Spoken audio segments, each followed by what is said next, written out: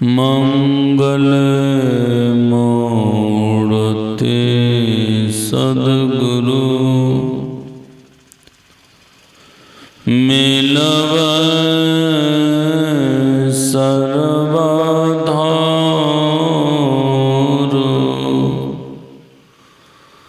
मंगलमय मंगल करनो बिनु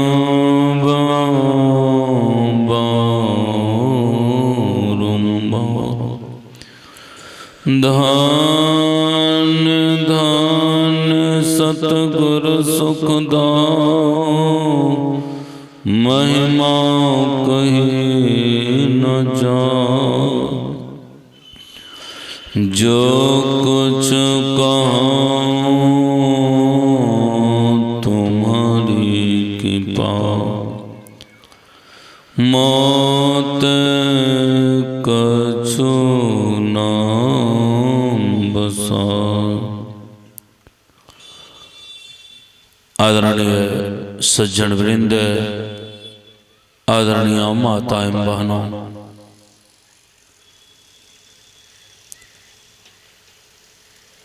अकबर बादशाह बीरबल से 4 प्रश्न करते हैं।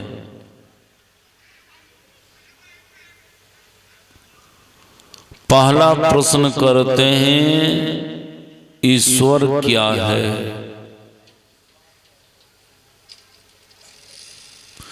दूसरा प्रश्न करते हैं कि ईश्वर कहाँ है? तीसरा प्रश्न करते हैं, उनकी प्राप्ति कैसे होती है? और फिर ईश्वर के संबंध में चौथी प्रश्न करते हैं, ईश्वर क्या करते हैं? बीरबल सोचने लगे, ये प्रश्न तो बहुत जटिल है।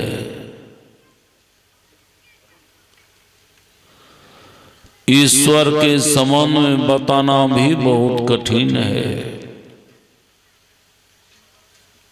इसलिए कि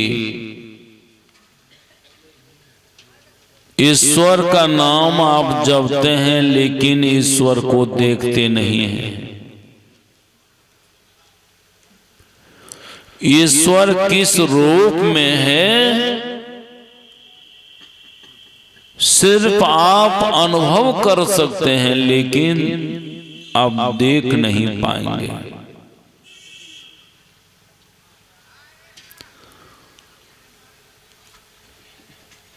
बीरबल ने कहा, बादशाह सलामत,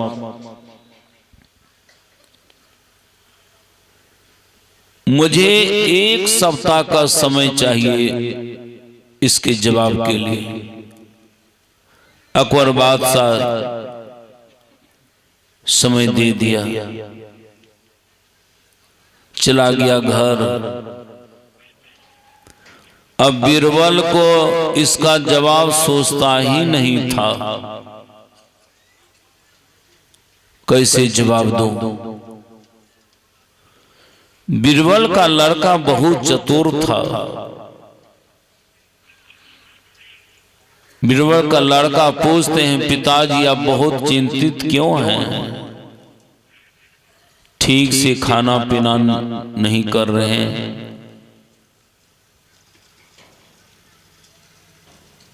बीरबल ने कहा अपने पुत्रों से, सुनो पुत्र,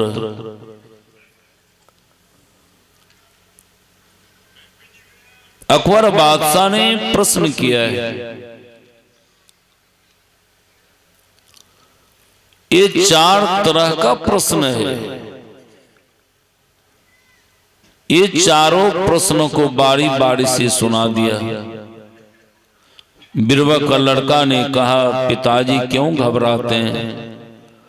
अगर आप जवाब नहीं दे पाएंगे तो मैं जवाब दे दूंगा।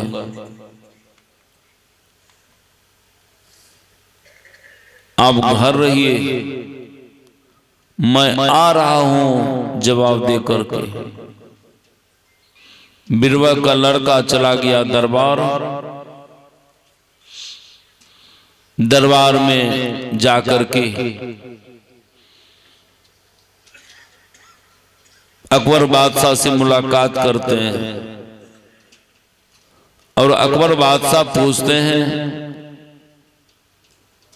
तुम कहां आए हो? बीरबल का लड़का ने कहा कि मैं आपके प्रश्नों का जवाब देने के लिए आया हूं। कहा, दो जवाब। बीरबल के लड़का ने कहा, आपको व्यवहारिक ज्ञान नहीं है बादशाह।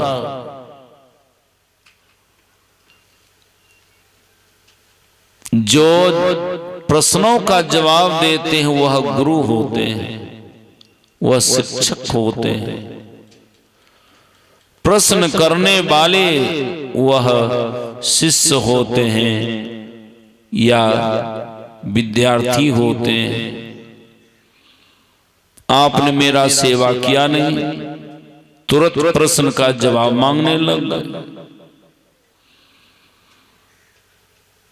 अकबर बादशाह बीरबल के लड़के को तुरंत उठा के सिंहासन पर बैठा दिया।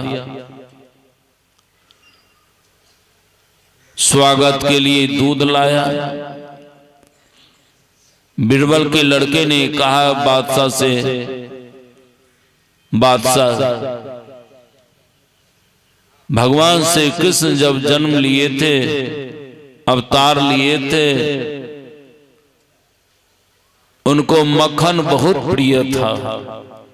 बच्चे को मक्खन बहुत प्रिय रहता है,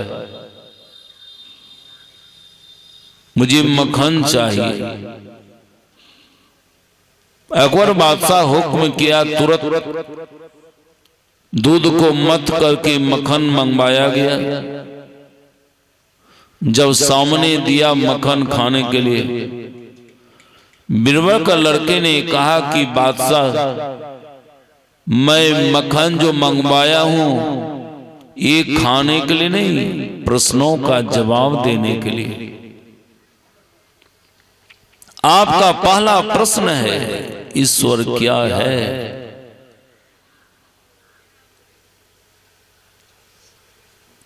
ये दूध मिलता है कहां जिससे आप मक्खन निकाले? कहते हैं गायों के शरीरों में, माताओं के शरीरों में, भैंसों के शरीरों में दूध मिलता है। बीरबल के लड़के ने कहा, गायों के शरीरों में दूध कैसे रहता है? बादशाह मालूम है? का नहीं। कहते हैं गायों के शरीरों में जर्रे जर्रे में दूध रहता है। ईश्वर भी कण कण में रहता है। जिस तरह गायों के शरीर में दूध जर्रे जर्रे में रहता है, ईश्वर भी ठीक कण कण में रहता है। इसलिए भगवान शिव कहते हैं, हरि व्यापक सर्वत्र समाना, प्रेम ते प्रगट होई मैं जाना। हरि सर्वत्र है। अगर हरि सर्वत्र नहीं रहता, त्रेता युग में देवता लोग जो स्तुति किया था हरि भगवान के लिए, तो वहां प्रगट नहीं होता। जब देवता लोग हरि भगवान के खोज में निकले, इसलिए कि दानव ने मानव को सता रहा था, गौ और ब्राह्मणों को सता रहा था। इनकी रक्षा के लिए देवता लोग हरि की खोज में निकल पड़े। बहुत जगह ढूंढे लेकिन नहीं मिला, तब जाके बैकुंठ चला गया, यानी कैलाशपुरी चला गया।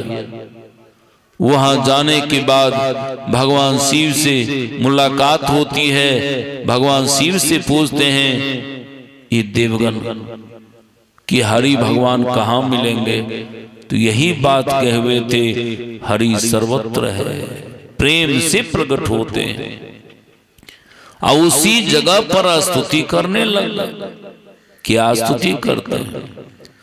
जय जय सुरनायक जन सुखदायक, परनत पाल भगवंता, गोदुज हितकारी जय सुरारी, सिंधु सुता प्रिय कंता। जय जय अविनाशी सब घटवासी, व्यापक परमानंदा, अभिगत गोति तंग, चरित पुनीतंग, माया रहित मुकुंदा। जैसे स्तुति करते हैं भगवान प्रकट हो गए, और प्रकट हो करके कहते हैं, जा जा मैं अवतार लेने के लिए आ रहा हूं। किनके यहां? कश्यप अदिति महातप किन्ना, तिनको पूरब बर दिना। अगले जन्म में कश्यप अदिति था, इस जन्म में राजा दशरथ कौशल्या रूपा, तिनके घर में अवतरों जाई। जो अभी राजा दशरथ कौशल्या है, उसी के घर में अवतार लूंगा। और उसी के घर में भगवान अवतार लिए।